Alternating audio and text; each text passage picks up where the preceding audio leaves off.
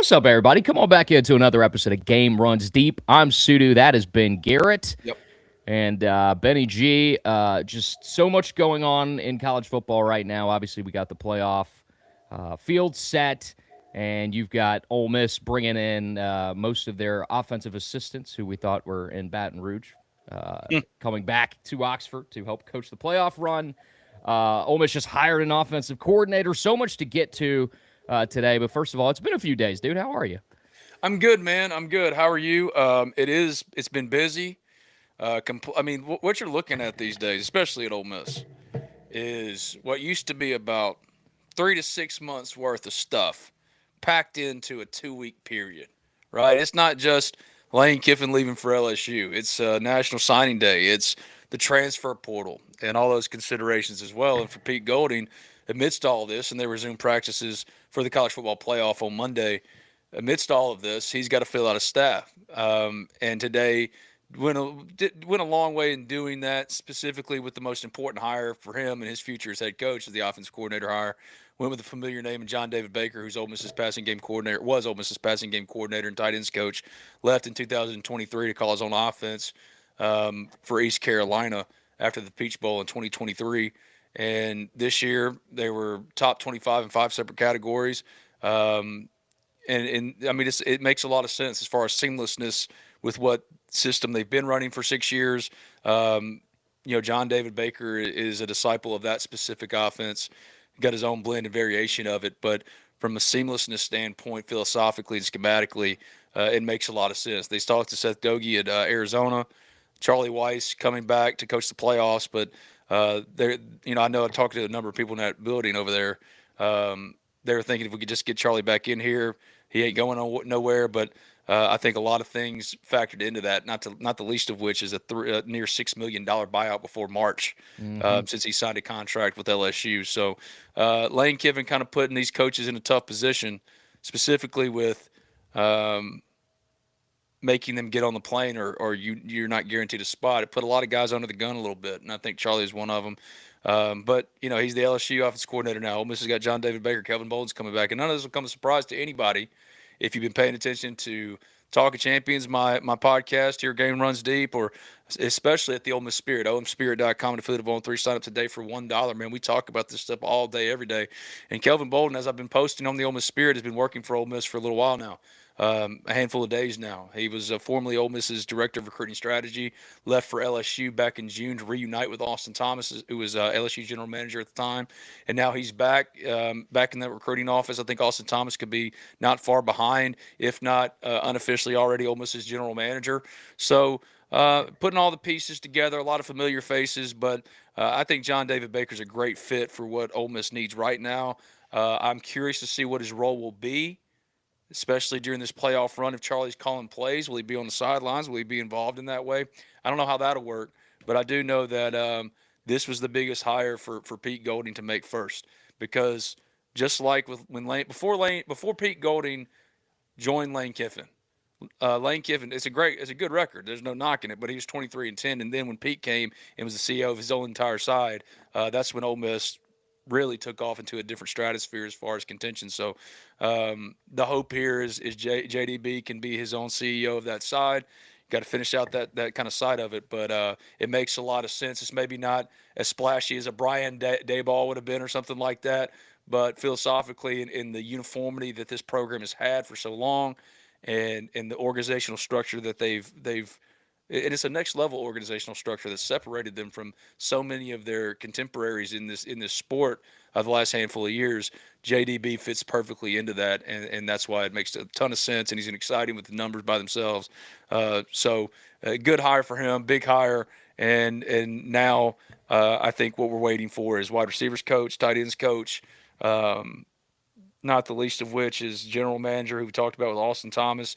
I think keeping the whole defensive staff was a boon for Pete Golding, allowed him to not really fall behind in that way. And it's a good hire, man, and one that needed to happen and needed to happen pretty quickly.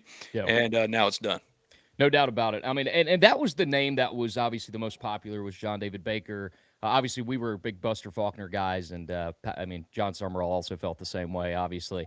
But no, really So excited. I so mean, did Pete Golding. Buster Faulkner was one of the most popular OC guys out there this cycle. He's a yeah, head coach sooner rather than later, which you've been saying, you but don't got to tell me twice. the thing about Sudu is you were floating his name for Ole Miss head coach, and I'm like, bro, calm Look, down, look. you know. My thinking on that was it was what happened, and I mean I knew that Pete Golding was a very, very realistic shot if Lane dragged out the process and kind of torpedoed Ole Miss's ability to go get somebody else. Mm. So my thing in that was, hey, there's this really kind of guy. I mean, there's a guy that people should know. I mean, the man was making $1.5 million to coach in the ACC, but he's still kind of flying under the radar.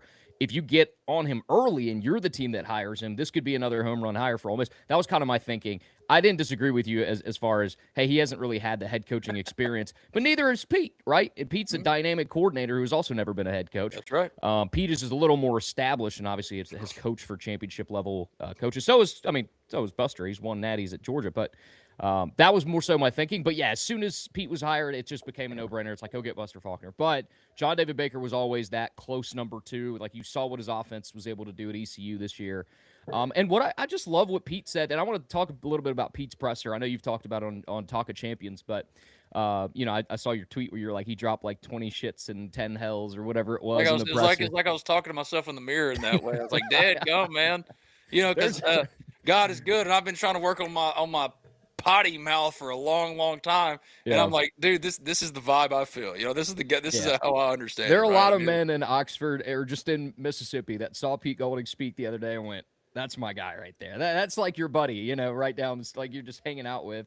I love his persona, but what he talked about as far as, hey, we want things to continue. Like, if it's not broken, we're not going to fix it. There's no reason to. Let's just keep the same system intact. And what he said about if coaches leave, assistants can step up, and it's like it's running a professional organization, right? So there's not chaos when you lose an assistant or you lose your whole offensive staff or something.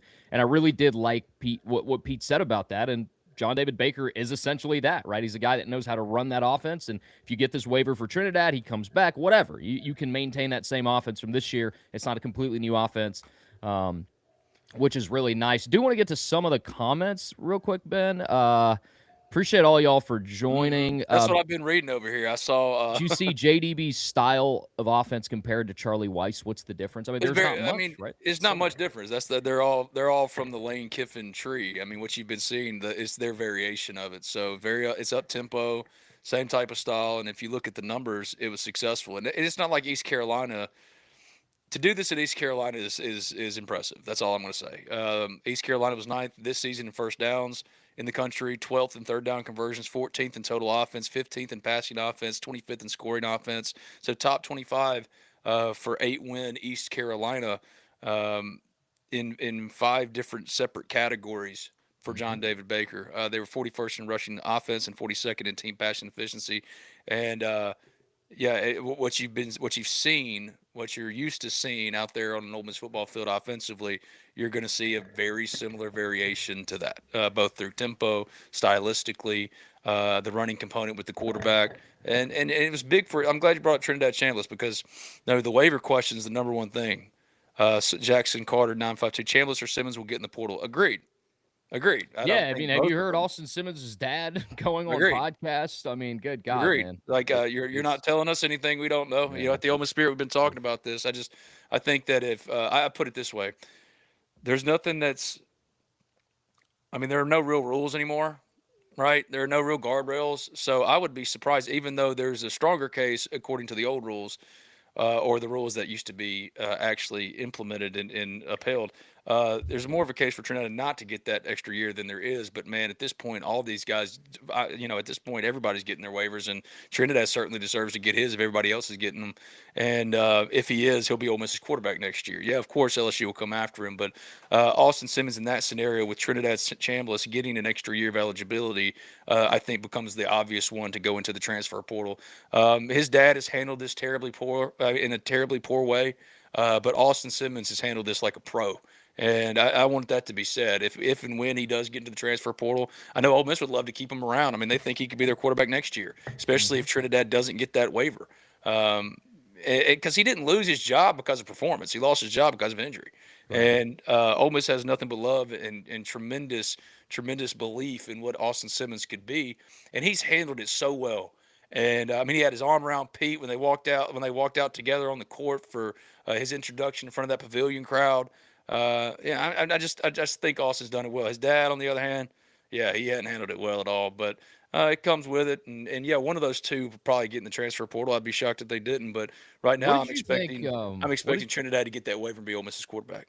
Yeah. What did you think of the commercial, the AT&T commercial? We Loved haven't it. we it's been I know this like these things move so quick, these news cycles. Ben and I Yeah, haven't spoken since we recorded like last week. We've texted a little bit, but like what did crazy. you think? Because there's a whole conspiracy now. It's like, oh, is he alluding to transfer? And I'm like, I don't think he'd be wearing the Ole Miss jersey. First of all, Ole Miss got him the commercial, right? That came from Ole Miss's efforts to Look, to build brands for their players. So I just wanted to hear your thoughts on that because I had group chats losing their minds. Oh, dude, does this mean he's leaving? Oh, this means he's staying. And I was like, I would lean towards him staying, but there's really no telling. Like, there's number really no one, every single kid on every single roster in America is year to year now.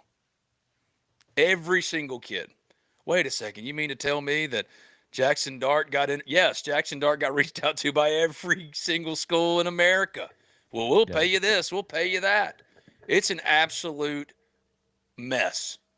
It's the Wild West. So, guys, girls, anyone watching, accept that your favorite player, there's just as good a chance, no matter how good it goes. At the end of the year, he goes somewhere else that he stays. It's 50-50. It's all part of negotiation. Players last year that really didn't play all that much, Ole Miss had to renegotiate with them and keep them on the roster. All right, you look at William Eccles, you look at Cam Franklin.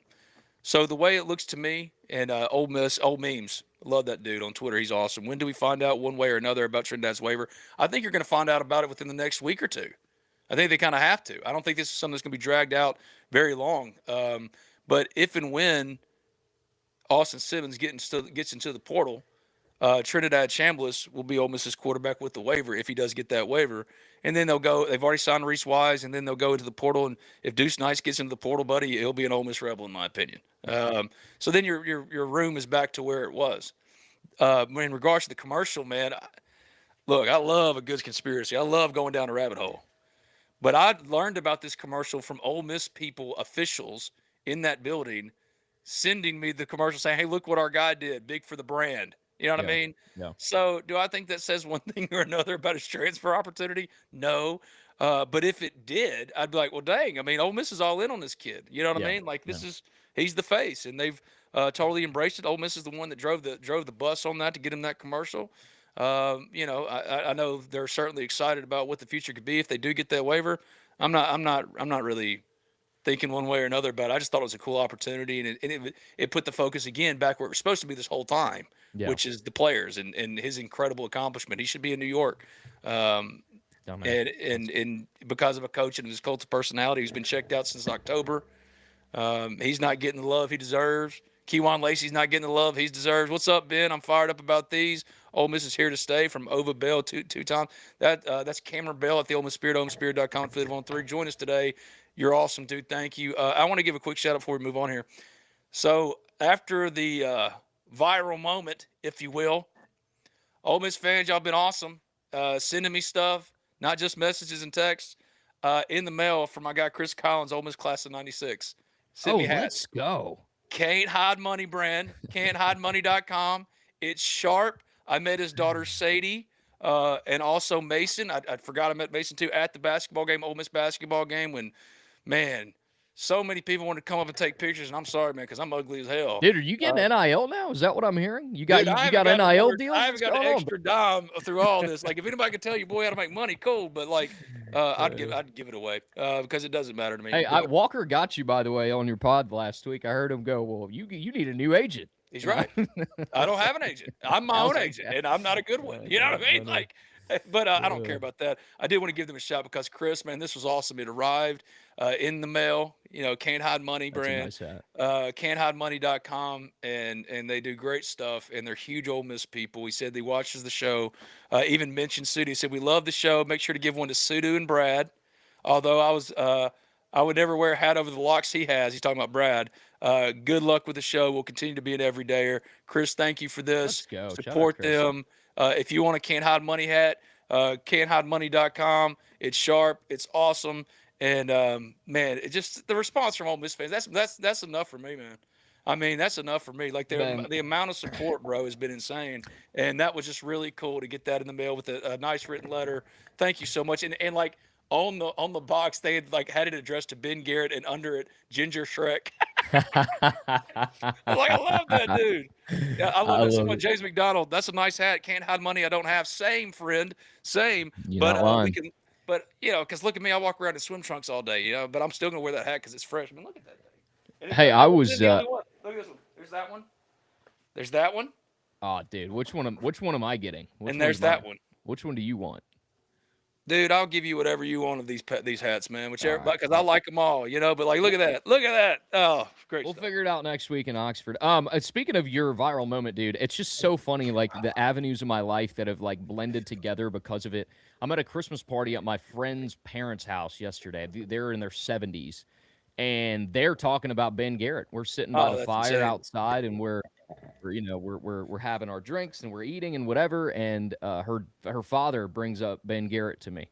And then everybody there, whether they were sports people or not, most of them were, but immediately had something to say. And it's just so funny, man. Like, it's just, I've known you for so long. It's just like, people just randomly go, "Is that the guy you do the show with?" Or, "What do you know Yep. about that Ben, Spirit Ben?" And I'm like, I know too much about Spirit Ben. Actually, I Mm-hmm. probably know more than I need to Mm-hmm. about Spirit Ben. It's But true. no, it's truly awesome, man. And it's so awesome that like it's the arc of it all. Like the initial reaction to where you're at now.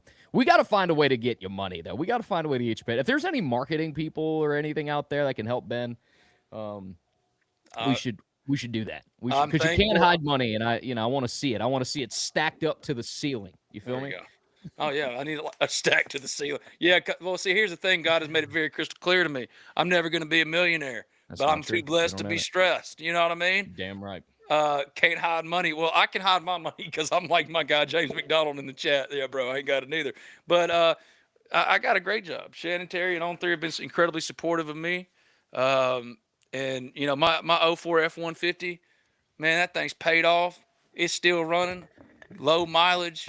Man, I'm too blessed to be stressed. But like for Ole Miss, this is a big day because John David Baker's a big hire, and I've seen a lot of No, it's big. people in the chat talking about Frank Wilson.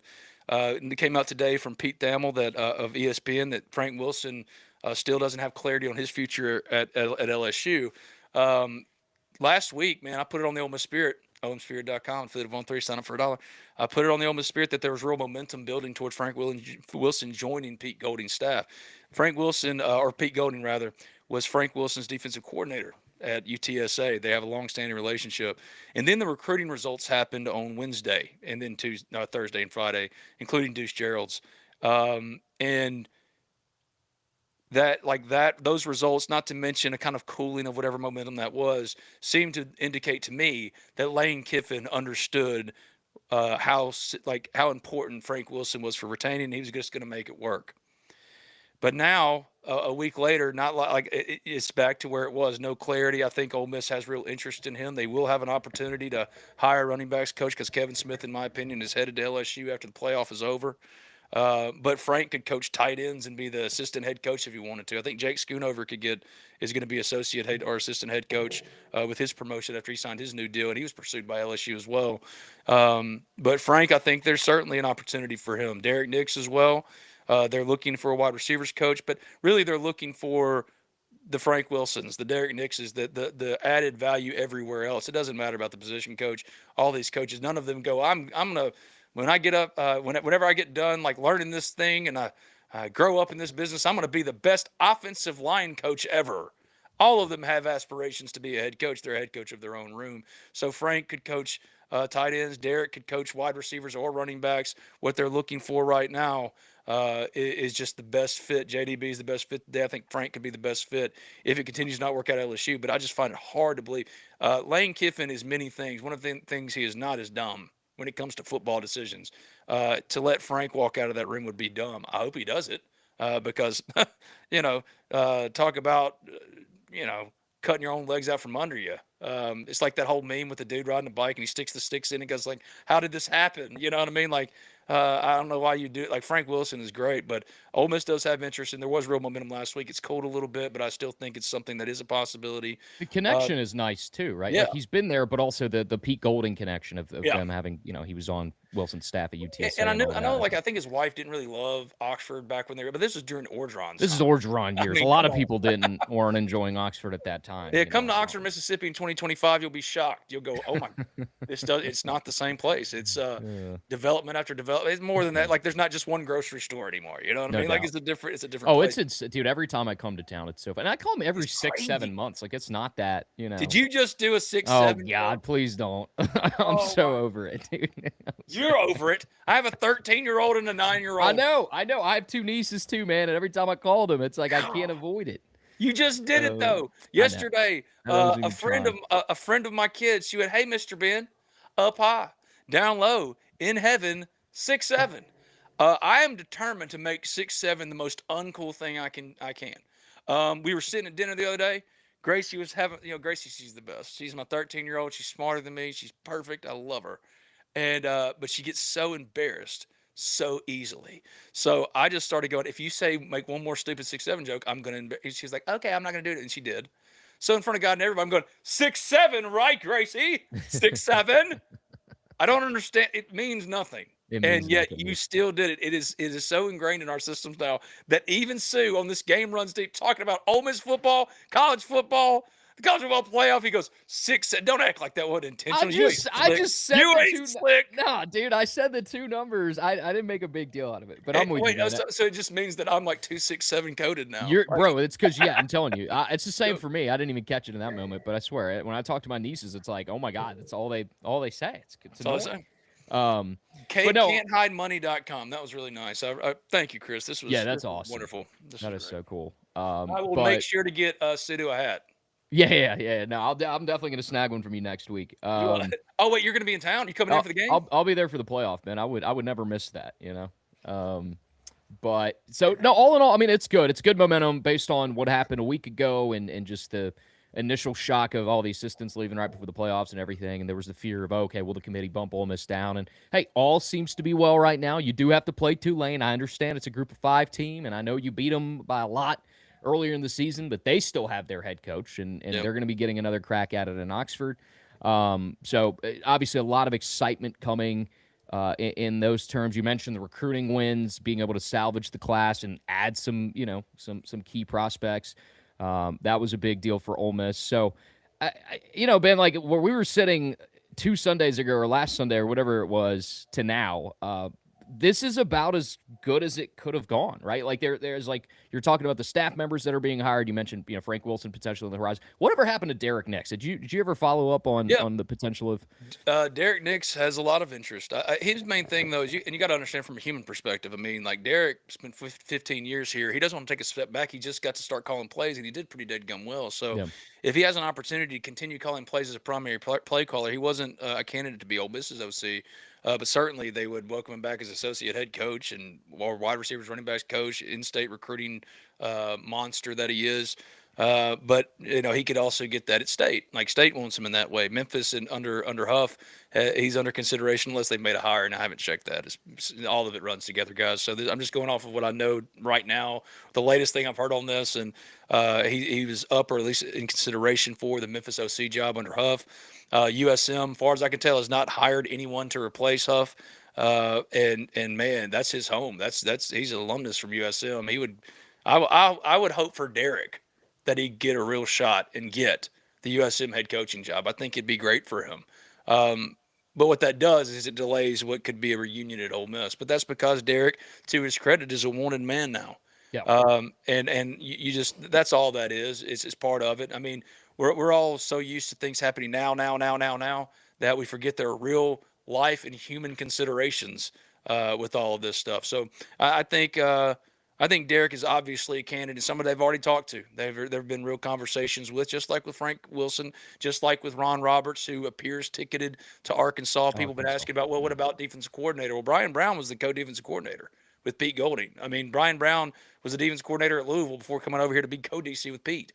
He's called his own defense, but like Brian Brown from Corinth, Mississippi, he's your defense coordinator right now. They would like to hire a co-DC to go with him, I think, and Ron Roberts would make a lot of sense in that way. And But and and also, if Brock he can, is also a member of the Ron Roberts tree, right? yeah. Like so So like, that would be sick, man. To have him in the press, up top in the coach's box and have Pete on yeah. the field would be just awesome. But I understand Ron So Roberts so probably. that, but like all those guys have other options too. With Yeah. Ron, it's Arkansas. With Derek, it's multiple. With Frank Wilson, I mean, ideally Frank. I mean, he's a NOLA guy. He's a Louisiana through and through guy.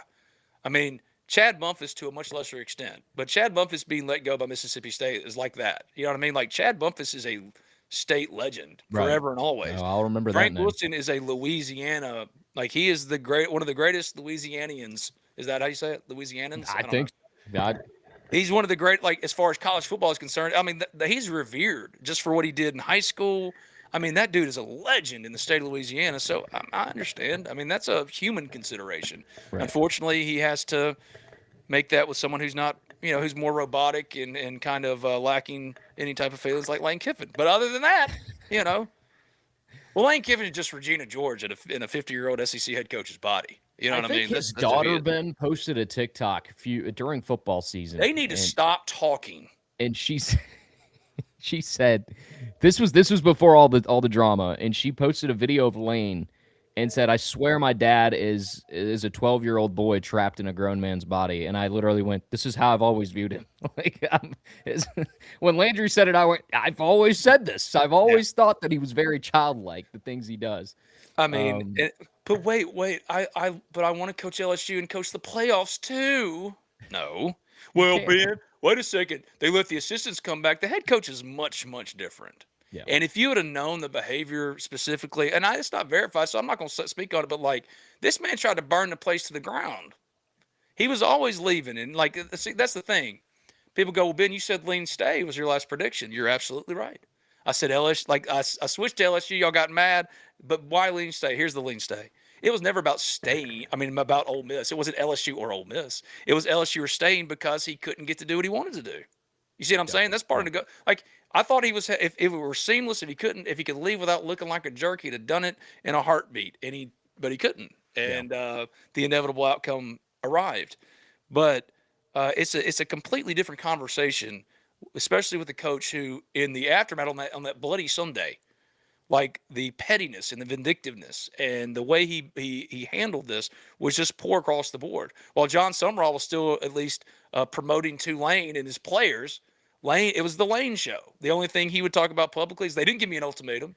They didn't give me an ultimatum. It's all about the power dynamic. Like, walking around with two highway patrolmen that won't stop putting their hands on people. It's an inequitable power dynamic, and that's all Lane cared about. He cared about Lane, and this was about Ole Miss, and I think he's done a great job. All right, I want to get to some of these comments at TRYXPB. Any indications of Suntaran declaring for the NFL draft this year? I think it's more likely than not that he does, but this was a projected first rounder. That the last mock I saw from Pro Football Focus, he was in the 5th round. So for him, I think there's a better chance than there's ever been of Suntaran coming back, especially with Pete as head coach and what he could really turn him into next year. But I would venture to guess, because that was always the plan for him, that this is the offseason that he declares. But I wouldn't be surprised at all, and I think that the working assumption for Ole Miss is they're going to get him back. Hey, so one thing I wanted to actually talk to you about, I think the last time we were on, was what's going on with the linebackers coach position. I know that was Chris Kiffin, but no, it wasn't. It was Pete. I thought Pete was secondary. Pete was doing linebackers? No, Wes Neighbors coaches the safeties, and Brian Brown coaches the corners. I think that's the way it was. It might be the other way around. I'm pretty sure. No, I think you're. No, those two guys. Pete coached the linebackers. Right. Chris Gibbons was the assistant linebackers coach after being like an assistant defensive line coach. He just floated around. So Pete's just gonna assume the responsibilities of the linebackers. Well, he is for right now until this postseason run is over. But I could see that's where the co-DC Ron Roberts or someone that they find if Ron goes to Arkansas. That's where. I'm reading the comments. FHS football DB 44. I'm loving Pete as head coach so far. Loved your reactions on that conference call the other day, Ben.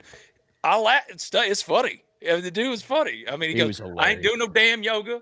Done with and all playing that shit. I was pickleball. like, Yeah. come on, man. You No, think that you got was a the shot at Dallas ultimate. Wilson? Yeah, there were Pete Golding lax juice allegations. Okay, after he was announced in the press conference room, you had Garrett did national not make it people about like himself, you know? Dave Portnoy. You had other people that I know, Ole Miss people. They're like, I thought Pete was lacking a little juice, and it took a few days. I of course knew, and I mean, you hear stories about him. You listen to guys that have played for him talk about juice. I work with Damian Harris when I'm in CBS, and Damian has spoken very highly on Pete Golding from his time at Bama and how much he was able to get the players going and everything. So I knew firsthand. I'm like, I know he's got the juice, but there were some Pete Golding lacks juice allegations, Ben.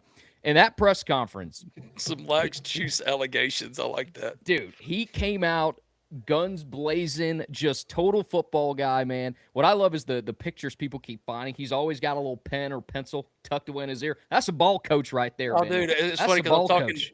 I did Cole Kubelik and Greg McElroy's show this morning. And Greg was like, "Yeah, we were doing Cole was like in the production meeting. He's the first coach where I had to go, hey, stop, will you rewind that and say that again? I didn't understand." He's like, he was so deep off in the film study. And then Greg was like, "Yeah, when he did the hit on ESPN, I was surprised he didn't have a dip in. You know what I mean? Like this is full on ball coach, dude. I love that." Did you see the picture of his office? It's like American flag in the back, like Ole Miss helmet, spitter, cup on Spitter. his desk. He like just everything about this guy just screams like perfect Ole Miss coach. Like if it works out, you don't have to If it worry about works him out. dipping. Obviously there's a lot of questions. Like we're not sitting here going, he's the next great I thing. have no idea if it's going to work. No clue. But No he idea. deserves to be here. He's paid his dues. He's worked for very good coaches, run really good defenses. If there are any Bama fans in the chat, don't appear to be, but if there are, they tell me how bad he is. But you go ask Nick Saban if you ever have a chance to talk to Nick Saban, or just read and talk, just see the way he talks about the guy. Hey, he gave Lane Kiffin an historic defense in 2024, and he just blew that. I mean, and I was talking to assistants yesterday because we're still working on the Ulysses Bentley interview. That's going to be hard to get, but I'm working, guys. I promise you. I'm trying. We got it. Yeah, we got to get. I I'm had working multiple on people Duke. asking me. Said, is Working Ben on bringing him Duke. on? I said, I don't know. But I had an assistant tell me straight up yesterday. He was like, he was excited about some things, and one of the things he mentioned was like, and we won't be going into Florida with the USM wide receiver, but just because the head coach is pissed at the running back for blah blah blah blah blah, had nothing to do with what he said in his office to me about Duke. You know what I mean? About how have you seen he's slow now? This that it was petty and vindictive nonsense. Just like when they lost to Kentucky that year, and he's in the tunnel worried about a bad breakup. I mean, he was worried about everything Well, else. we can say it now, Ben. I had texted you that week you met with him. I texted you a bunch of rumors, me being from Oxford, that I'd heard, small town, obviously word gets around. And I said, Ben, I'm hearing some crazy rumors from people that they're not sources, but these are like Oxonians, like established people in the town. And I was like, is there any way for us to look into it? It's messy. It's weird. I don't know how you can bring it up. And you just straight up showed Lane the text. You just said, look, this is what people are saying. You got to do something. You can't just say he's not playing because he's not good. People aren't buying it. And what did he just said, oh, God. And then that was it. Oh, God. Okay. And that was it. It's like, I mean. But he played Bentley that week. And you and I get some of the credit for that, in my opinion. I think you've shown him. Because I think you've shown him those texts did something. Lately, dude, he knew about what I said on that podcast, that ludicrous line. He knew about it Tuesday. Hitting up his body man on Tuesday saying, can you believe this? Of course, his body man, he's been one of my friends for 15 years. He's like, dude, you know what he's saying, right? No. You know what I mean? Like, he's more worried about that stuff than he is, beating Kentucky, getting upset, going 9-3 with the best Ole Miss roster ever. Yeah.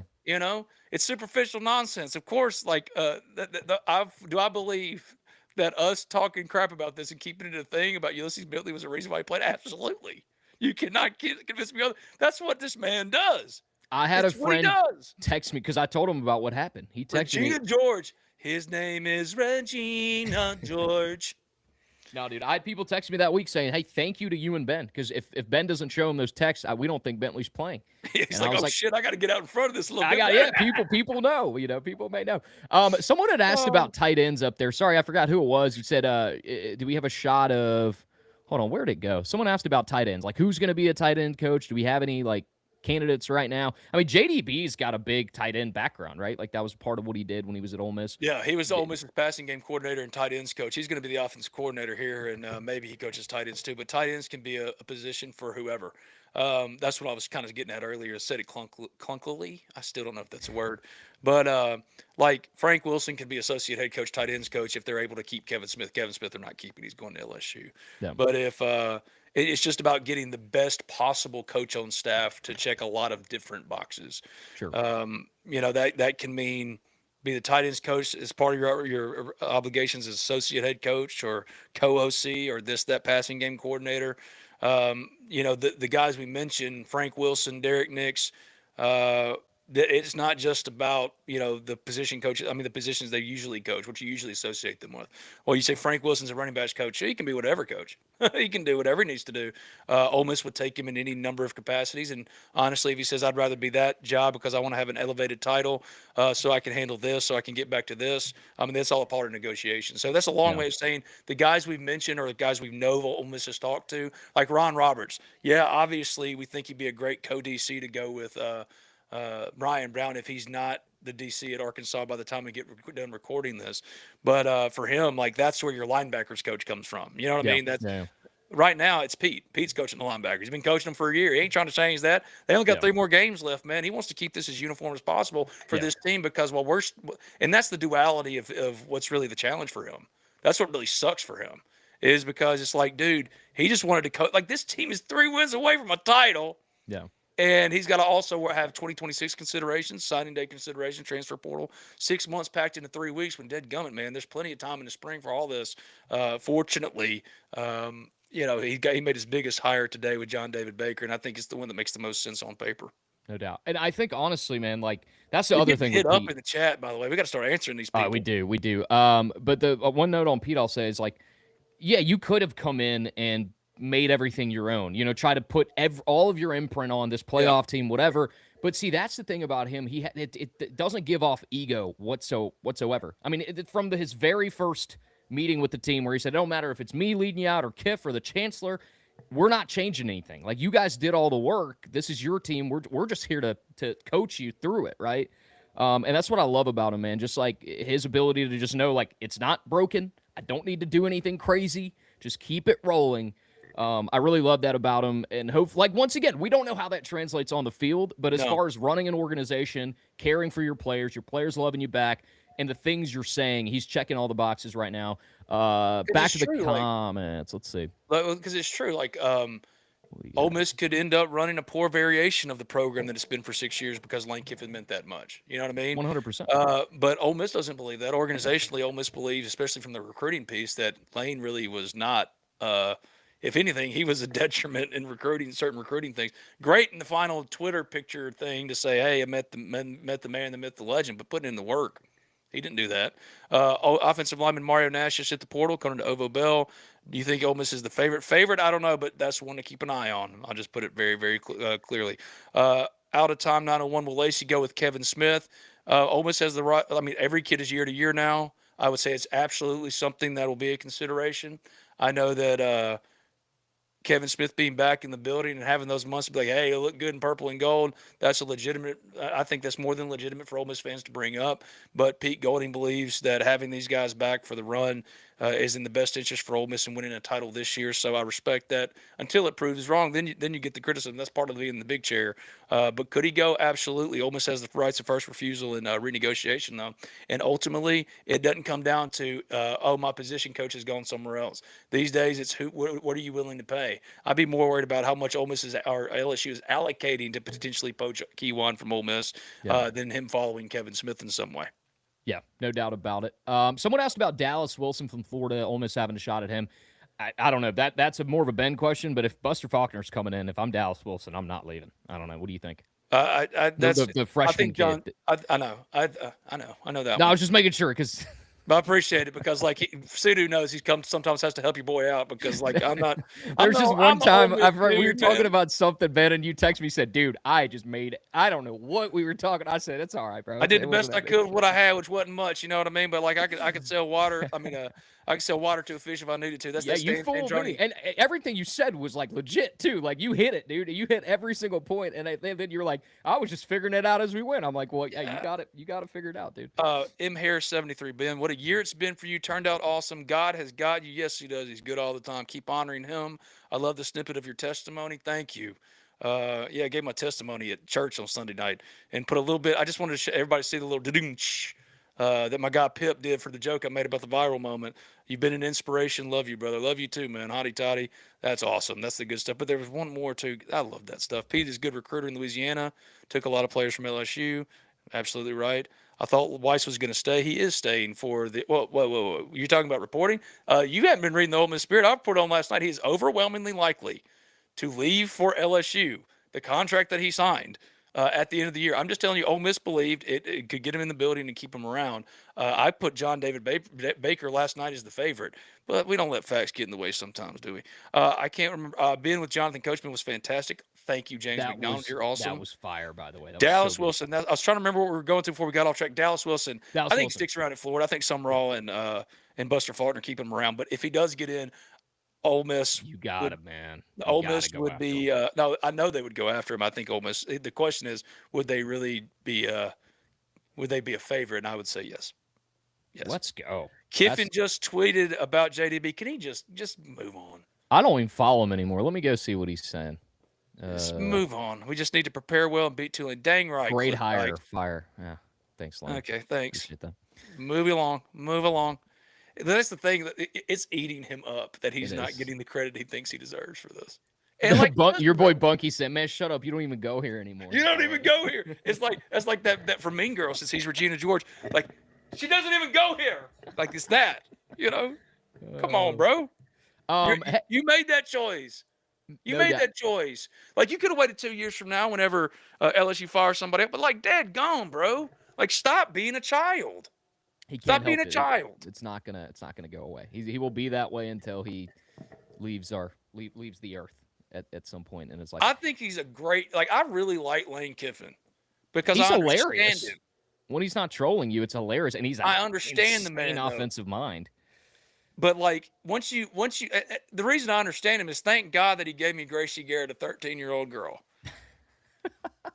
I'm like, because now I'm like, oh, I know how to deal with that. You know, the emotional, the crazy mood swings. You know. Wait a second, Daddy. You wouldn't believe what so and so said. And I'm like, well, you know, what did you say back? I want to say to Lane, it's like, hold on, no one called you that, but I did say this. You know what I mean? That's hilarious. What a guy. I hope he has success at LSU or finds what he's chasing, but I'm so tired of talking about him. Did you see? Hell, he won't stop. On that note, just kind of switch it up a little bit. This is kind of a big deal today. I saw Ross Dellinger report. Did you see Utah is finally partnering with a what do they call it? A private equity firm? Did you see this? No. So this is the tweet from Ross Dellinger. It's from earlier today, a couple hours ago. In a groundbreaking endeavor, the University of Utah Athletics is entering into what could be a $500 million plus equity partnership with Atro Capital, featuring the creation, shared ownership of a for-profit entity to operate athletics. Ben, we're there. We just bring out the contracts. It's like their employees. It's like if you're partnering with a private equity firm, which the Big Ten has been trying to do for a while and gotten a lot of pushback, but I guess Utah's just going for what are they? What conference is Utah in? These I don't even remember. Is it Mountain West? Like what are they in? Big 12? When you put me on the block on the. I think it's Big 12, right? Dude, there's been so much movement. Yeah, it's the Big 12. There's been so much movement. I don't even remember anymore. But I mean, dude, at this point, you do that to me. I hate when you do that to me. I hate it. But dude, I mean, this is it. A private equity is entering. I mean, this is what you talk. You talk about the spirit of the thing. This is the thing that gets rid of that. Now you got this outside firm that's in charge of your athletics program. It can dictate the uniforms you wear, the traditions that are. I mean, like it's. I'm not a fan of it. But if this is, I feel like the floodgates are going to open if Utah's doing it. Other programs are going to want to keep their Olympic sports or pay for football or basketball. If one school does it, I could 100% see this becoming a bigger thing, considering the Big Ten was pushing this for weeks. But But I mean, at this point, bro, just bring out the contracts. Like it's time. It's time to just call them employees. Because what are we doing? Well, the thing is that that would require adults in the room to do so, Wow. and the adults in the room are just, yeah, uh, that's crazy, man. I don't know. Like Dan Mullen wasn't wrong when he said recently, like, how do you fix all this? Yeah. Strip it down to the studs, start over, start Mm-hmm. over. Unfortunately, that's never going to happen. So I don't know if it's ever going to implode, but I don't know how you get any regulation into this thing. Also, like I don't. nonprofit status is a question here too because That's tax. That's because those are tax yeah. questions, man. Yeah, I mean that's a public university. It's a nonprofit organization, right? But if you're bringing in a private equity firm to turn you into like a professionally run organization with outside money, Just call it what it is. That is nuts. yeah, And for like the players, they need to be able to collectively bargain yep, to ensure that another situation like this doesn't happen to another school, where Lane Kiffin leaves a playoff team to go join an SEC rival or go join another team. Period. Um, those like in the NFL, it's after the season. Once that coach's season comes to an end, or like if they have a bye week. So Ole Miss would have been all you can interview them during the bye week, but you can't hire them. And also, if you try to hire them away, there's draft pick compensation. There's you have to get permission from the school to interview that coach.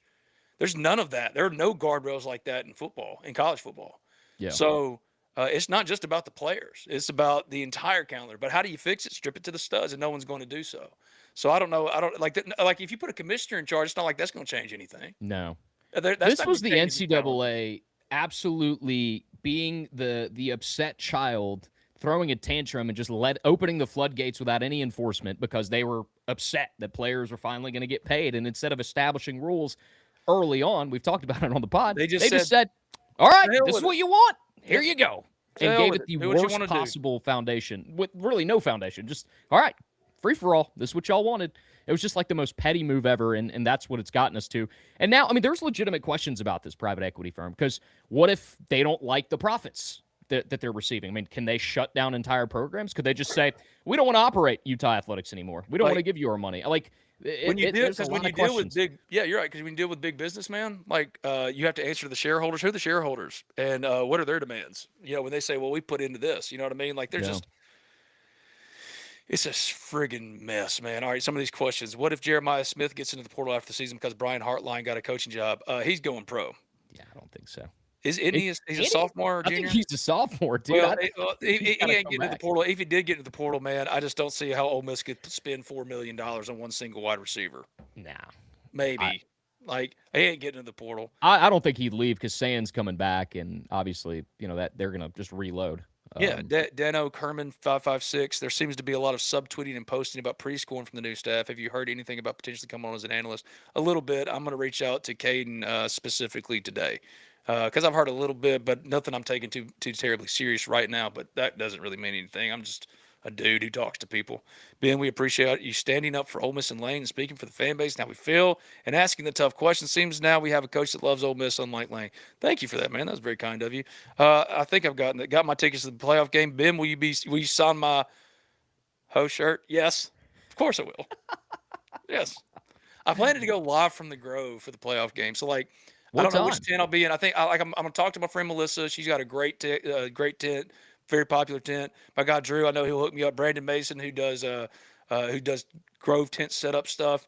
He's offered too. But yeah, I think I'll be there. Y'all just come find me. All right, y'all just come find me. Ovo Bell 2 times. Keith stated that the surprise hire would be able to coach in the college football playoff games. Does that mean JDB can coach? He can. I just don't know what that'll look like. We talked to Pete Because again he's on in Thursday. Oxford, right? He's Yeah, already there. He's in Yeah. Oxford right now. And we talked to Pete again on Thursday. So I plan to find out before that. Yeah. I hope to find out like today. But I don't know what that's going to look like yet structurally, organizationally. But I mean, that's the thing. JDB, oh, yeah, Charlie's calling the place. Shoot, I'd be like, Charlie can leave. JoJo's got quarterbacks. JDB, you take. But I get No.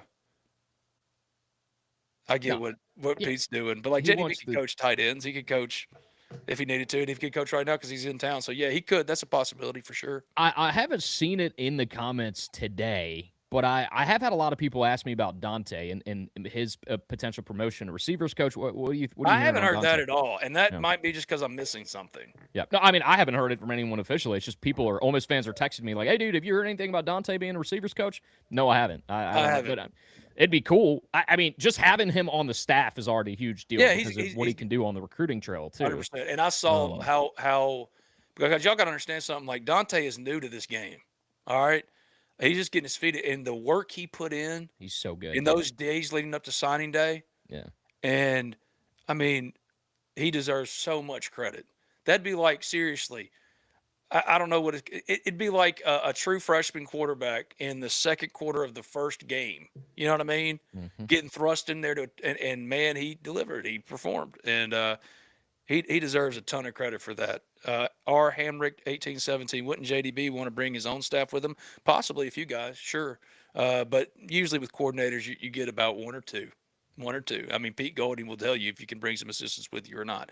Why is nobody in the media talking about how Golding flipped several LSU commitments? I am. And here's something I wanted to bring up. Thank you so much for that, Cooper Banks, 9263.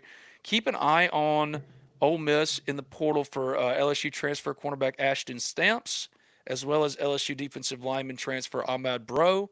Deshaun Womack, who started slow this year, has really come on lately. Pete has a reputation, not just in Louisiana, but of poaching transfers from that school specifically. Those are two guys I'm absolutely keeping an eye on. Um, and there was one more. I've heard a little bit about Arizona State starting offensive tackle Josh Atkins. He's made 39 consecutive starts at left tackle, was named a 2025 team captain for Arizona State and Kenny Dillingham. The thing is, he's going to be one of the most expensive guys in the portal. So it just depends on if the money can match up. Louisiana Tech standout defensive back Michael Richard is one I'm going to keep an eye on. 104 total tackles, 11 PBUs, 3 interceptions. Those Louisiana connections that someone mentioned in the chat with Pete Golding are very, very real. And now that he has full control over who they take and who they don't, oh, Betsky. You know what I mean? They're about to go as far as they need to go on certain things. But yeah, it's going to be fascinating to see how they attack that. It's just nice that right now they can focus on the football aspect of it, right? Yeah. Oh, Deputy Reb Sudu, do you believe Lane would have taken the Florida job if LSU had not come open? Yes. Yeah. Yes. That sounds like that just was Scott Strickland. From everything I put together, Scott Strickland hates Lane. Like it's a And well-known Lane thing. hates Scott Strickland. And it just was like Scott Strickland was being so difficult. Now you know damn well you can't put a leash on Lane Kiffin. You have to. We hire an NFL GM. He reports to us, not to you. There's no way in hell Lane was ever going to play ball with that. And then they were like, "Oh, he was erratic with his communication." Yeah, you try to put a leash on the guy. You can't. You just got to let him be Lane. I mean, there was no way he was not going to bring Glasscock with him wherever. Oh, he like went. that's his dude. That's his guy. And he's the one that's really been like Glasscock's done a hell of a job. He almost picked apart a couple of guys on staff that ended up re-upping with Ole Miss because Glasscock's trying to take the house down too now. Don't get it twisted. That's his guy, and he and Lane have been working overtime. And you want to, people go, well, it shows that Pete doesn't know many people outside of his. That's not true. He's just hiring people. Of course, you hire people you're familiar with. You understand they have, and they really coincide with who you are and what you think and what you do philosophically. But all Lane's been doing since he got the LSU job, tried to take all Ole Miss's commitments, basically told all the LSU staff, I don't care about the boards you've been building for a year and a half. They signed some of those guys, but Lane was focused on Corey Barber and J.C. Anderson. He tried to get Carmelo Reed. He tried to get Landon Barnes. He upped the price on all of those kids, right? Then after that, he tried to steal as many staff members as possible. And it wasn't just the offensive guys. The defensive staff showed a sign of solidarity, right?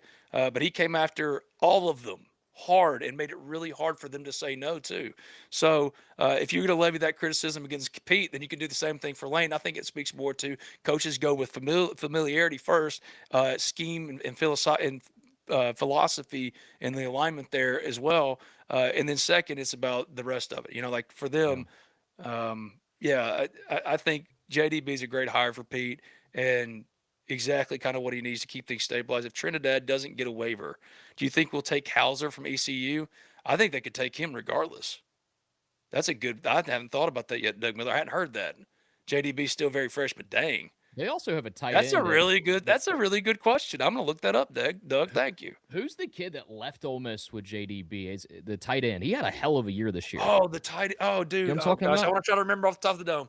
Shoot, I thought I saw his name earlier on the timeline, but yeah, I mean, he had a really good season, and that's another guy you think about adding another tight end there. Well, because you're losing Daquan, and you Daquan's might leaving, lose yeah. Lucas again. There was someone said we need to attack linebackers and DBs in the portal. Listen, I have not a theory, it's just an opinion that I have that I believe to be true. Ole Miss spent a lot on receivers a year ago, where you could have you could have not had one receiver or a tight end. Javante Connor, yes, that could be huge. So I do agree with you there. Who is this? Who said this? FHS football, 100% agree. I think if Ole Miss would have spent money on a safety and would have spent money on an edge over two receivers or a tight end or a receiver pick, I think this team would be way better off on defense, strictly with a ball hawking safety and an edge rusher added to what we already have. I just felt like Lane always loved to stockpile the offensive weapons, which is awesome because the offense is great. But no offense to Harrison Wallace, you just pick a guy. Like, you have enough talent, you have enough pass catchers where you didn't really need one of them. You know what I mean? Prince Willie Monmielen was supposed to be that. Deshaun Womack was supposed to be that. Suntaran Perkins, I don't think they anticipated a double-digit sack guy not getting to the quarterback for double-digit sacks. Yeah, but dude, with what you lost, like there should have been money spent on more of a surefire guy as an edge rusher. The safety thing you just needed somebody there that could move around and play a bunch of different positions. And really help that secondary out. And I still maintain if you just don't spend money on one receiver, you still have a lot of good targets for your quarterback. But you spend that money for a DB. I've been talking about it all season. Ole Miss was one really good ball hawking safety and edge rusher away from probably beating Georgia. And I think that safety they've been fine. Wyatt Williams has been an all league caliber player. I would say Kapina Gushkin has done exactly as you designed. No, but you want a guy that can make up for deficiencies. You know, that can you need it. But see, I would argue that it's help. I would just argue that's not the safety. I would argue that just dropped my ring. I would argue that it's that it's losing Trey Amos. And Antonio Kite has been really good. I would have gone for the best. There's no finding another Trey Amos necessarily, right? But like that's what I mean. That's why I just want somebody up top that can provide support for what we've seen. Sure. I lost the house and the ring. You keep going. What are you doing, man? Let's see. If Trinidad doesn't get a waiver, I hope Austin Simmons gets his chance. Yeah, no, it'd be awesome for Austin. That'd be a great story. He's familiar with the offense. I think that would be a realistic thing that could happen too. Yeah. Wish there was a Caleb Downs type in the portal. Oh man, yeah, you and me both. You and me both, brother. You and me both, dude. What are the chances Weis actually stays in Oxford? No, he's gone. He's going to LSU after the playoff. They just hired a OC. There's no way he stays. JDB, yeah. Which I'm excited about JDB. Like Charlie Weis, cool. I mean, we'll see if he ever leaves Kiffin, it'd be interesting to see how he does without Kiffin. I just can't believe he hasn't wanted to get. If somebody put it like an Ole Miss assistant put it to me, it's like Kirby Smart after a game was approached by ESPN. Can't remember who they're playing or whatever, but like the defense had a good second half. They responded. They hadn't been able to stop whoever they were playing that much in the first half. And ESPN was like, "Your defense, and what did you do?" And and immediately Kirby said, "First of all, stop. This is not my defense. This is Greg Schulman's defense. This is Glenn Schuman's defense. Glenn Schumann. Jeez, I totally butchered that. This Trey is Glenn Scott, Glenn Schumann. Yeah. Yeah, Glenn Schuman's defense, and he listed off every single defensive assistant before say like it's their defense, and they do tremendous work. Meanwhile, when all this craziness with Lane and LSU was going down, and there was something brought up about Charlie Weis, and he was getting some shine for like an award or something. Just he had a great year. Chris Lowe, who I adore, who I think is the best, but Lane, Chris is Lane's guy. Is he still though? Because the stuff Chris has been putting out recently, I'm like, did Lane piss him off? I think Chris is a very good human being, and I think that Lane Kiffin will take advantage of anyone if he's able. Anyway, so when all this Charlie Weis stuff came back, it wasn't Lane getting on there. Like he didn't talk about the Heisman with Trinidad Chambliss and Keywan Lacey, Doak Walker Award. He didn't let an opportunity fly by without saying, "Well, it's really my offense." I find it really hard to believe that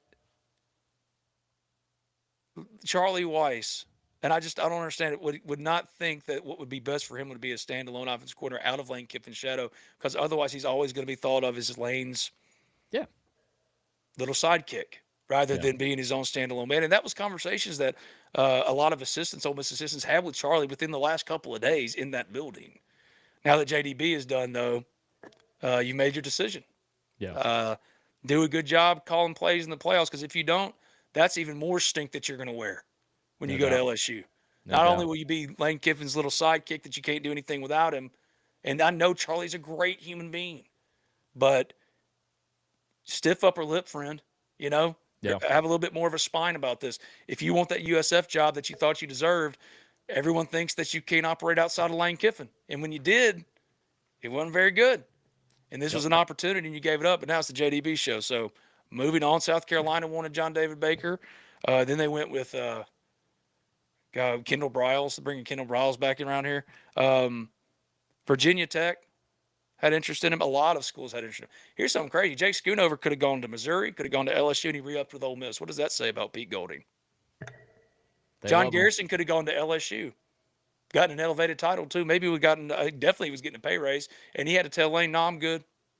I want to be here with Pete Golding at Ole Miss." What does that say then? These are decorated coaches, accomplished coaches, and now it's just about go win the whole damn thing.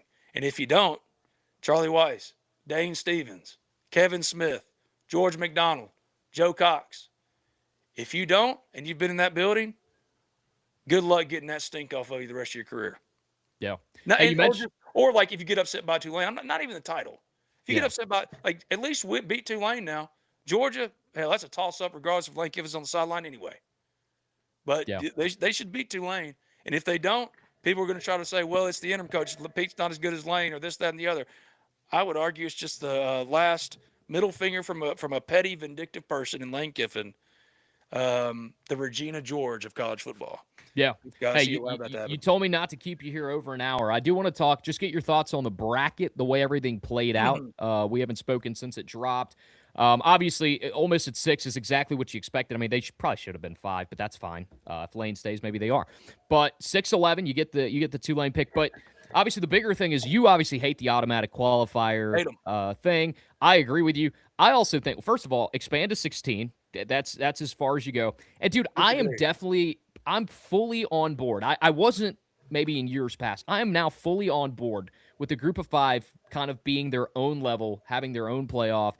I think it just would make it so much more exciting for these teams and actually give them, like, the way it's set up right now. Like, yeah, JMU and Tulane get in, but dude, they're like, JMU's cooked against Oregon. Tulane, yeah, maybe they score, maybe they have a better game than before, but like, come on, man, these teams deserve to like win a trophy as well. And in this current format, especially if it expands, I just don't see how a group of 5 team ever wins a national title going up against the Georgias and the Bamas and the Ole Misses and the Miamis of the world.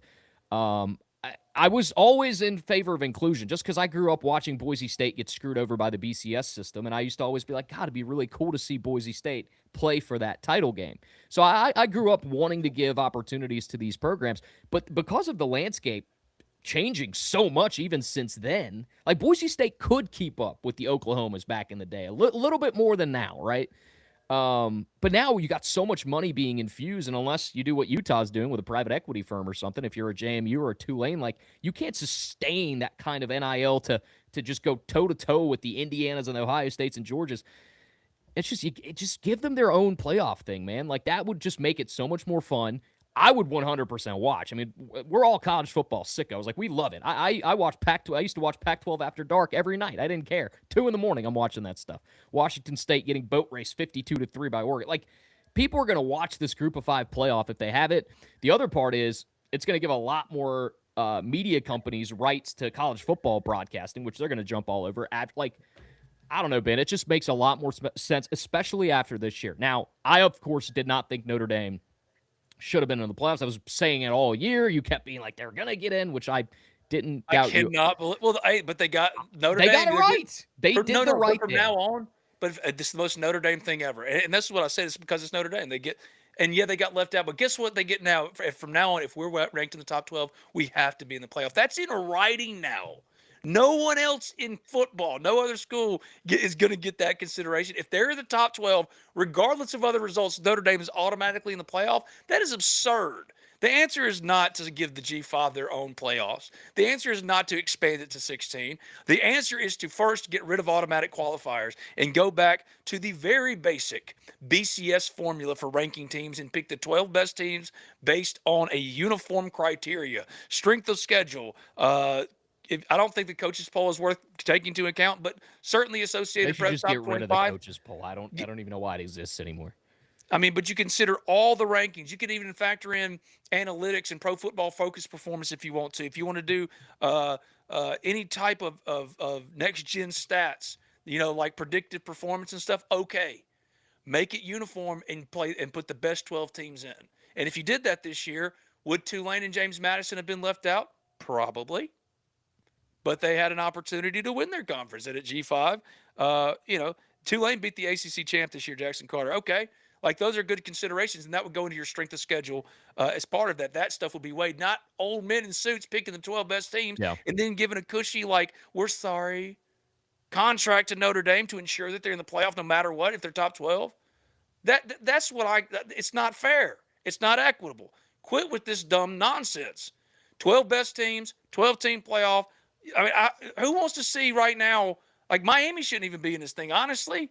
You know what I mean? If we're just going based off of rankings, then Notre Dame would have probably gotten in. I was going to say, I think Miami probably, if you're going off that BCS computer, Yeah, probably would have been left out. I could see like a team with a better strength of schedule getting it. And that's my whole thing, bro. I did not like the BCS system because the BCS system said these two teams are playing for the national title. That's right. And it would leave people out. But now that you have a 12. playoff system, 12, 16, whatever it goes to, 16 would be really cool. I think anything more than that would be too much, but 16 to me is fine because then you get these play-in games, and you could have all these games on campus and still keep those bowl tie-ins with once you get into the quarters and semis. But I 100% now in 2025, after seeing how everything played out, I'm like, BCS computer plus playoff model, it's the perfect marriage. It's actually what college football needs. It's very simple, man. Give it back to the computers now that you got the number right.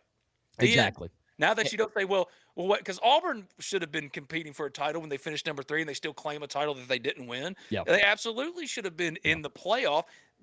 First, the argument was no one else, no other major sport in the world, let alone the United States, does their postseason like this, and that was true. Well, now you're closer to the right number because these old stuffy men in suits have realized that, we can't make all the decision and line our pockets unto ourselves.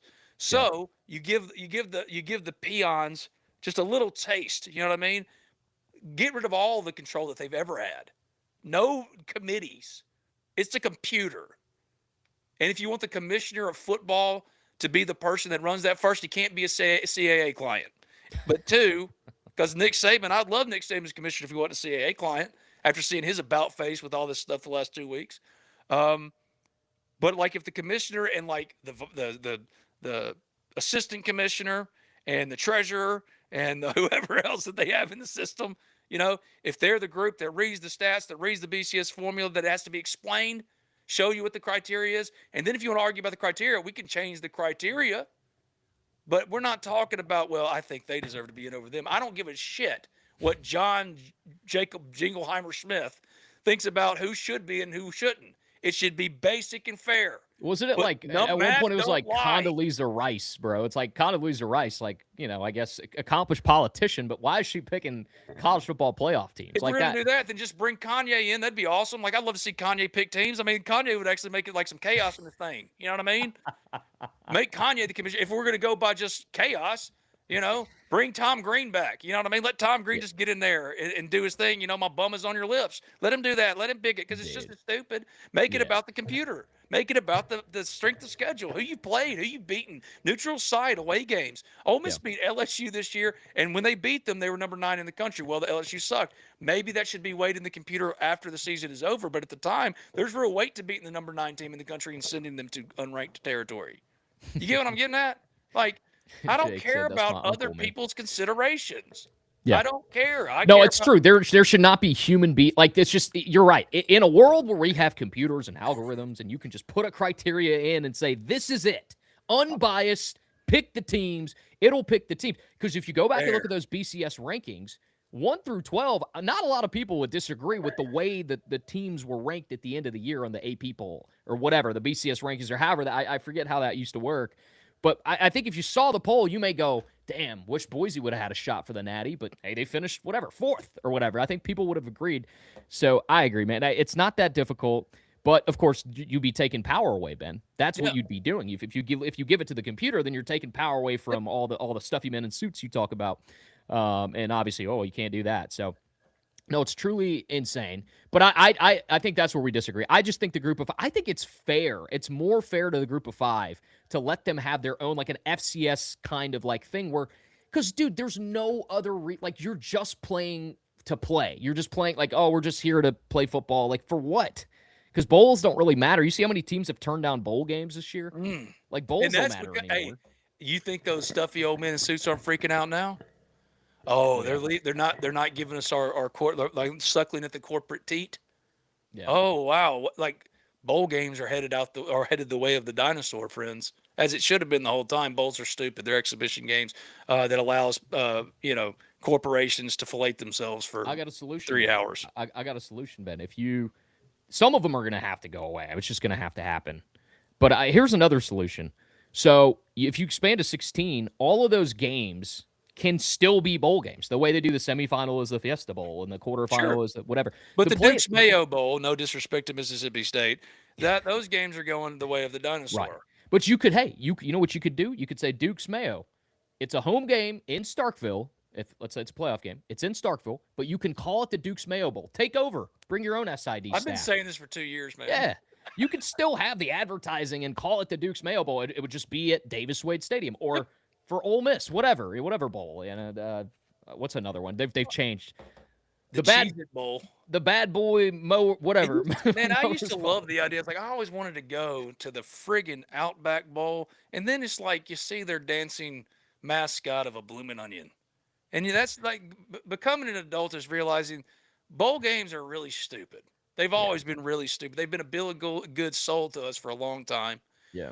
But now we all understand like fairness and equitability. Or you can treat it like my guy J.E. Jernigan said on in the comments, bring the McMahon family back to have chaos. Everything is wrestling. Have we not learned that through the last 2 weeks? Everything is wrestling. So like and now the commissioner of college football, boom, no chance. That's what you got. Yeah, that would be crazy. I also would not want Vince McMahon touching college football. Let's be real. Would not want him touching a lot of things. Like, no. In that way, like, totally bring Condoleezza Rice would be great. Not Vince McMahon. Not no Vince doubt. McMahon. No, but I do. Someone said maybe secondary playoff like the NIT. I don't even think you need to have a secondary playoff like the NIT. It should mean something. Like if you're a group of 5 team, you should be able to compete within your level and win a championship that you feel proud of. Yeah, but that's not some consolation. But what if the consolation bracket playoff in the NIT, the final reward wasn't a trophy, or like you're the winner of the NIT champion? It was like $1 million towards your NIL. Hey, a lot of group of 5 programs would love $1 million. You talk about incentivizing teams, or $1 million just to the roster. Yeah, like you get like Keywan Lacey, you get $1 million bonus if you are part of your share. But there are money tie-ins from just playing in those games anyway. Oh, right? So that's why everyone like I saw a question in the chat. Somebody's like, "Are there any Ole Miss opt-outs?" Not that I can tell. No one of significance. I promise you that, because part of their contractual obligation to Ole Miss, they want to get paid. You got to finish this. Yeah. You want to opt out? You ain't getting paid. Ain't no kid. Let alone they're not going to give up. You see what Georgia did with Damon Wilson? No. What they do? Dude, they're suing him for like $390,000+ of damages because this is business now. We don't have. It is, dude. UGA, dude. That's the crazy part. It's like UGA. Kirby Smart has been, I wouldn't say a critic of this new NIL system, but he is very much trying to die on this hill of, I'm not paying you to come in and just make more money than the guys already on my roster. Like, you got to earn it. You got to want to come in here and actually play freaking football. Yeah. That's what he always talks about. And so I've always 2110, my lifelong friend. What's up, my guy? What's up, my guy? Love that dude. What's your boy? He's a Louisiana boy too now. Is he? He's got that split down the middle. He's got a little LSU Ole Miss. He got some dual allegiances. He got that the little house, the mat outside the house divided. I just think that's gonna be on my guy's gravestone, because I'm gonna make sure of it. You know what I mean? Like he's all purple and gold, I think, but we gonna make sure he's enough red and blue. You know what I mean? My guy Josh, love you, buddy. That's awesome. No, but no doubt, dude. I mean, just seeing Georgia go after Damon Wilson, who had a hell of a year at Missouri, but he had certain obligations and certain amount of money that he signed a contract for, and people haven't been. I mean, schools have been scared. Like, do we even have legal grounds to go after this? Is there even a governing body that would recognize this. And Georgia, I mean, Georgia's not just doing this lightly. Like, they clearly did their research and waited all season and finally, okay, we're in the right place. Let's do it. 100% could see that happening a lot more, man. I mean, that would have, like, Quinshon Judkins, that would have affected his situation big time. And Ole Miss also would have done actionable stuff potentially for coaches. 100%. It's got to happen. You got private equity firm. We're talking about all this stuff, y'all. There's no other solution. CBA needs to happen. Establish it like it's a league. Put people under contract so there's not chaos. It's the only way to rein everything in. You can still make money, but you got to treat them like employees because, I mean, that's just where we're at right now. And you wouldn't be wondering if Kejuan Lacey would follow Lane Kiffin to LSU. He would be locked into a multi-year contract. But also, he probably wouldn't be here because he signed a multi-year contract with Missouri out of high school. Yeah. That's the second piece of it. It's just also love what Joey McGuire said about, did you see what he said? He was like, if a coach leaves a team in the middle of the season or a playoff run, players can't transfer to that school for a year. You know what I mean? Or that coach players get to be in the playoff the next year type of stuff. Like, I don't disagree with some of this stuff. Oh, 100%. Yeah. And for the LSU fans who can't get out of the chat, guys, we've been trying to not talk about Lane Kiffin. You're the ones still talking about Lane Kiffin. All right. But as you should. He's your coach. Congratulations. He's your coach. And you are sitting at home. So y'all should help him find a hot yoga studio. I'm hearing he's having trouble getting the right heat. Well, he's going to he'll do weird stuff like pouring water all over his mat and bouncing a golf ball and making the girls around him uncomfortable. But that's y'all's problem. And y'all are sitting at home, so you have to be in the chat for Ole Miss instead of, preparing for a playoff game, which is what Ole Miss is doing. Damn right. A playoff game. And because all we have is now. Y'all can talk about, we got a championship in 2019. I don't care. Right now in 2025, no one gives a shit about your past. Are we doing a GRD from the Grove, or what are you doing? You going to do Taco Champs? What's the vibe next week? I don't know, but I'm going to do something. If you want to come and you want to be, don't want me to be. Y'all see that? He didn't. I didn't say what I said. I don't know. I just Ben's like, I'm going to do something. I don't know what you're going to do. People saying, well, Ben, are you getting paid? I don't know. No one's called. And also, this Jake Smith, HYDR, so right, Lane's still talking about the zip. He is. Like, why is he commenting on a rival school's offensive coordinator hire? He can't help it, guys. He's a 12-year-old. We're the ones talking about Lane, dude. That's how you know he's Regina George. When Caddy starts dating Aaron, you know what I mean? Yeah. Here's Lane. He just got it. He's wearing the tight sweatpants because that's all he can wear right now. You know what I mean? Like, come on, dude. What else have we not hit on? Here we go. What are you hearing about Watkins? I think he follows Lane to LSU. Trinidad, we've covered that. I think he's going to be Ole Miss's quarterback next year if he gets the waiver. And Kejuan's going to cost a lot of money, but Ole Miss is willing to pay it for him. They could lose them, but also, come on, man. It's year to year for everybody. I mean, look what's happening at Arizona State right here and now. And Kenny Dillingham is just saying, well, Sam Levitt, best of luck to you. Ole Miss has agency here, and of course they could lose them, but they could lose anybody. They almost lost William Eccles last year. I mean, that's every year. They also almost lost Hayden Frederico in baseball. Like you renegotiate with all these kids, and that's where talking about bringing in collective bargaining and talking about real rules and stuff. Man, that could protect the school from having to do this every single year. You could lock in Kejuan for a multi-year deal. You could up this and that, rights of first refusal or negotiating franchise tags. You know what I mean? What if Ole Miss wanted to tag Kejuan Lacey? You know what I mean? Like, these are all things that should be discussed. But unfortunately, they instead you're getting the Wild West and having to deal with it. So could it happen? Sure. But to answer the question specifically, I think when he's going to follow Lane to LSU, I think Trinidad, if he gets the waiver, will be Ole Miss's quarterback. And then Kejuan, that's just going to be, they could absolutely lose him. It's going to come down to the almighty Mama Dollar and Papa Dollar. Yeah, you got to pay to keep him. I know you could probably get a really good running back in the portal, but you already got an established guy, one of the top ones in the country. I mean, it would also suck for Ole Miss because you had Quinshon for that historic year, and then he leaves, and now you get Kejuan, who's like a step above him as far as stats are concerned. He breaks his records, and if he leaves, it's going to be a tough pill to swallow for Ole Miss fans. But they got the money. It just depends on if it's worth it.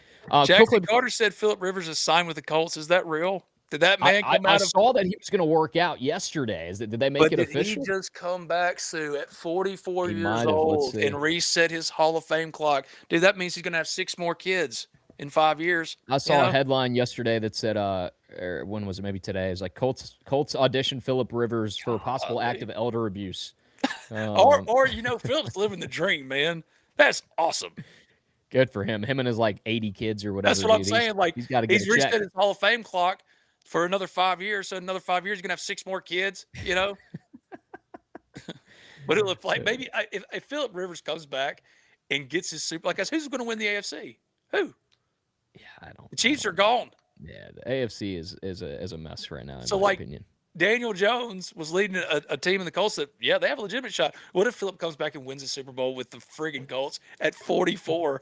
What a unbelievable story it would be. That Honestly, would be. I'm rooting for that. yeah. The Cowboys aren't making the playoffs, even though the Eagles suck. You know, the Cardinals have lost like 10 out of their last 11 games. The only win was the Cowboys. Otherwise the Cowboys would be heading to the playoffs with, in my opinion, one of the best rosters in football right now. But unfortunately, they're not. So I'm going to root for the Colts. If Philip Rivers is re-signing, dude, amazing. Amazing. Because, Philip Rivers could finally answer the question, is Father Time really undefeated? Now, if he comes out there and looks like, golly, like Burt Reynolds in the new longest yard Longest deal, yard. that would be different. Hey, Oh, before we hell get yeah. out of here, so Mendoza's got the Heisman a lock, right? You got any final arguments for your boy Pavia, or what do you think? I'm just glad my guy got to go to NYC. If Yeah. we're just voting based on juice, you know what? Hold up. Did you see that interview? Did you see Mendoza's post game interview, man? Yes. What do you think that Heisman speech is going to sound like? If we're just going off of juice, or even more than that, this reminds me of when Eli was robbed of the Heisman. If you wanted to give it to the best player in college football, which is exactly what the Heisman is supposed to be for, Larry Fitzgerald should have gotten it over Jason White. Oh, Jason White was a joke. That was just because Oklahoma did a great job of promoting him. Of course. The argument for, first, outside of the stats being superior to Jason White in every way, not having a super team, is like take Eli Manning off of Ole Miss and put him on Oklahoma and put Jason White on Ole Miss and tell me what the results would be. Same thing with take Diego Pavia away from Vanderbilt. Now, you could say Fernando Mendoza, if he'd have been the quarterback at Vanderbilt, maybe they do the same thing, even better. I would just argue that if Eli was the entire existence of Ole Miss in 2003, I think it's fair to say that Diego Pavia is the entire existence for Vanderbilt in 2025, even though that's robbing a lot of people like Clark Lee of how good of a job they've done. But if you're like, he deserves it as the best player, most valuable player to his team and in college football. I think it's fair. I mean, look, there was a long time where there was the Pavia hype, and I just was not buying it. I'm like, dude, look at his passing numbers. Like, it was not. But as the season went on, he got better. He was putting up better numbers as a passer, and it became very evident. The only reason Vandy was winning, just like when they lost to Bama, you put it on Pavia. Well, when they were winning as this kind of season went on, it was because of Pavia. Now, but same thing with Mendoza. Mendoza has so many Heisman moments, though. I mean, that Penn State comeback. I mean, you look at the championship game. I know it was a low-scoring affair, and it was really a defensive game. But, I mean, Mendoza made some insane throws to keep his team in it. I mean, I wasn't buying it. Ty Simpson was my guy, and, I mean, good God, man. I mean, what happened to our guy? He was mine, too, though. Like, I'm not going to let you deal there by yourself. Like, what happened to our guy, dude? A lot of injuries for Bama on the front. Obviously, I think they lost a key tight end, and I don't know, man. As the season went on, he definitely wasn't the same guy we saw for those. There was like a 4 or 5 week period where Ty Simpson was on fire, and then it just kind of. Curtis Merlot 6204, Philip Rivers' last pass with the Colts was a Hail Mary from the 45-yard line that didn't make it to the end zone, and that was 5 years ago. Like I said, I'm not saying it's going to happen. I'm just saying what a story it would be, right? Yeah. If, like, Philip Rivers came back. Oh, my God. Imagine being Riley Leonard. It's like, dude, you're so not ready for this moment that they have to go get a dude off his couch. But also, he's hurt. I think no shade to Riley. It's Riley. Okay, it's Riley. Yeah, he got hurt. Because, I think he did some pretty decent things when he replaced him. But also, man, we forget that they roster a former number 4 overall pick who was their franchise this time last year. Yeah, AR is that's. We need AR. We need AR-15. He doesn't go. He doesn't go by that anymore. He said he got rid of that.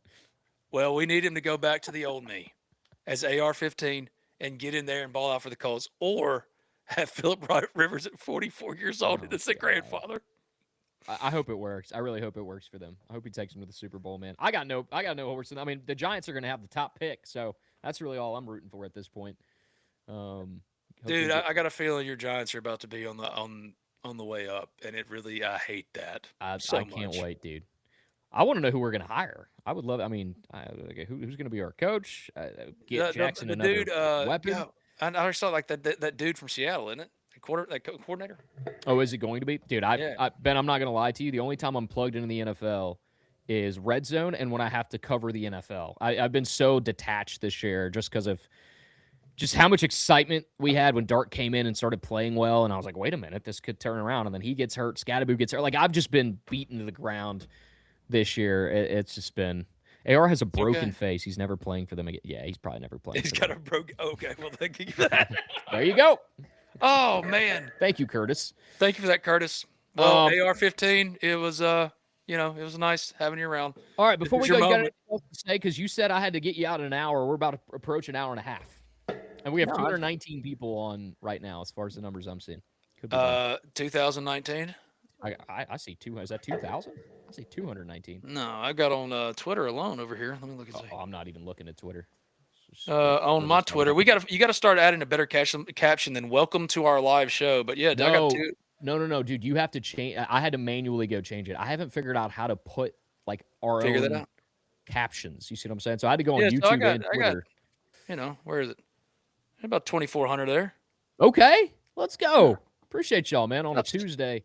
Stop selling yourself short. Just throwing it together. Lunch break ride along. Your boy Ben and Sudu. Shouts out Riverland Roofing, 662-644-4297, riverlandroofing.com. My thanks to B&A Bank, Drew Moak of USA Benefits Group, Tannehill Carmen Real Estate and Title. There's just so many people, man, that have just been great to me and great to us. Oh, that's right. He broke it off of an exercise band. I do remember seeing that. Like one of those resistance bands snapped and broke his face. Come on, man. Yeah, the guy can't catch a break, man. Is there any other questions, guys, before we go? Ben is obviously the guy that has all the info. I'm just here to yap with him. So if you got anything else. That is not even true. Usually, it's become very Ole Miss centric here on Game Runs Deep lately, but it really has. We'll go back to the full, we got some playoff talk in, and obviously a lot of built-in Ole Miss people. Who's your favorite to win it, if you had to pick one? Right now, it's Indiana, Georgia. Ohio State is a very close, and it's not 1, 2, 3 for me. It's those three teams. But the way Georgia's playing right now, it's hard to argue against. The way, not only the way they're playing, the play calls from Bobo. I mean, the way the defense has stepped up. Ellis Robinson, their DB, has come along. The former 5-star. So they're killer. We saw what Indiana did to that Ohio State offense. Indiana's defense, and not to mention you have the Heisman. Probably the guy that's going to win the Heisman at quarterback. It's hard to go against them. And Ohio State, I mean, it was a 13-10 game. Like, they're still right there. And I think after that, it's everybody else. Colts just signed Rivers to the practice squad. Let's go. What a comeback. Malik Heath signed with Atlanta. He was on the practice squad up and down with the Packers. Played a few games this year, according to Jim Broadway Jr. Awesome to see Malik Heath get another opportunity with the Falcons. That dude was a baller, and what a great year he had for Ole Miss. And I don't think he'll be the last Mississippi State to Ole Miss transfer. Let's just put it that way. Oh. My guy, Josh Clemens, God is good. Love you all the time, brother. Love you, Ben. Love you more. How bad is Anthony Richardson? Well, he broke his face apparently with some exercise equipment. Apparently, he's struggling right now in many facets. Andy Ludically of My Perfect Franchise. I was rooting for AR though, man. I really was. Too. I thought I didn't buy all the draft hype on him necessarily, but I saw the potential. I'm like, dude, if he gets with a great coach. The problem wasn't the potential. They also gave up on him. They did. They never gave him. He also wasn't a number 4 overall pick. If you could take him in like the second or third, right? Like, dude, he would have. It'd have been crazy. It's that Parcells thing, Ben, we talk about. Parcells' rules for drafting a quarterback? Richardson didn't, meet any of those. You know who met all of them? Jackson Dart. Every single one of them. They checked all those boxes, looked that up, the Parcells principle in regards to drafting quarterbacks. Actually, Ohio State and Bama aren't that good. It's why I disagree about Ohio State. Ohio State's defense is insane.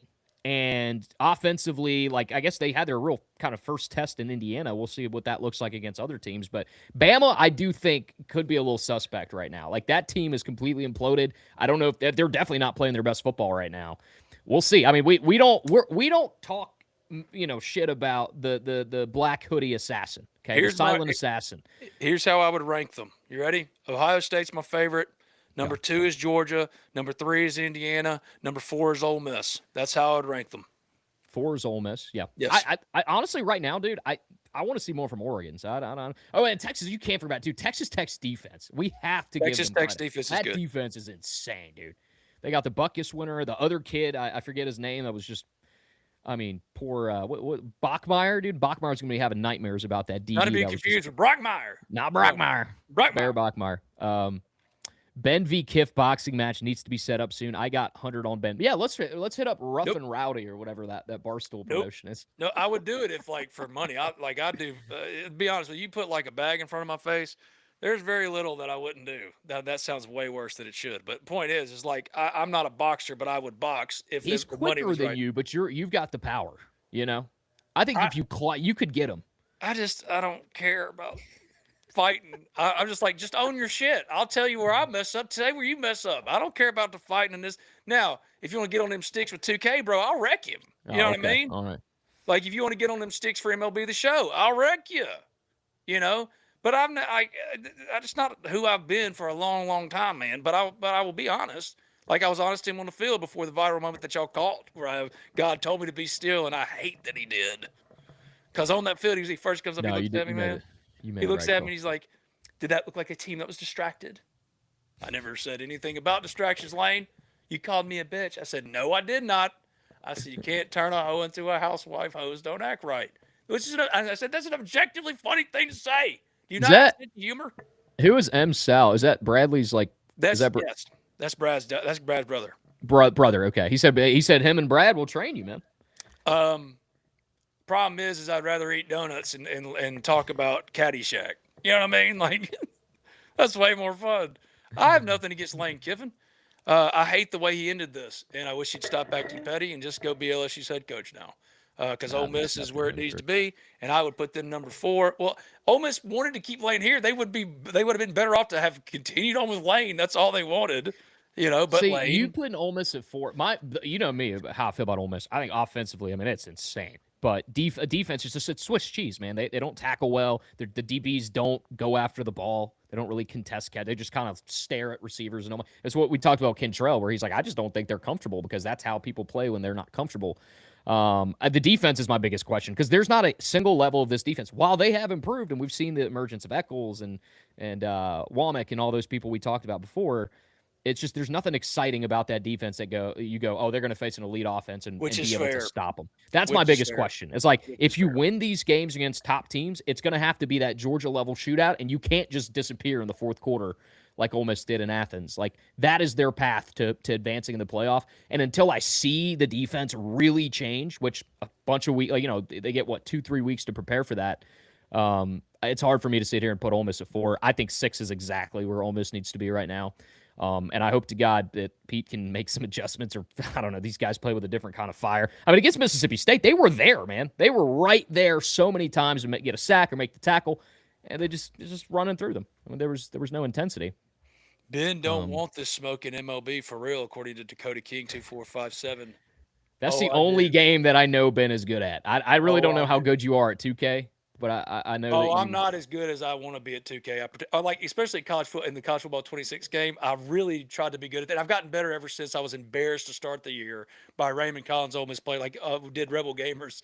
That man whooped me, dude. Like hung an 80 burger on me because I didn't ever play defense, just the road to glory. I've gotten better. Still not good enough to really play 2K. I'll be honest. I'm as predictable as a 2K player as you could possibly come up with. I'm a run and gun. I'm a 3-and-D guy, but like I'm pulling up for 3, dude. I'm shooting. I'm Steph Curry with the shot. But MLB the Show, I want all the smoke. That's been your game since I've known you, man.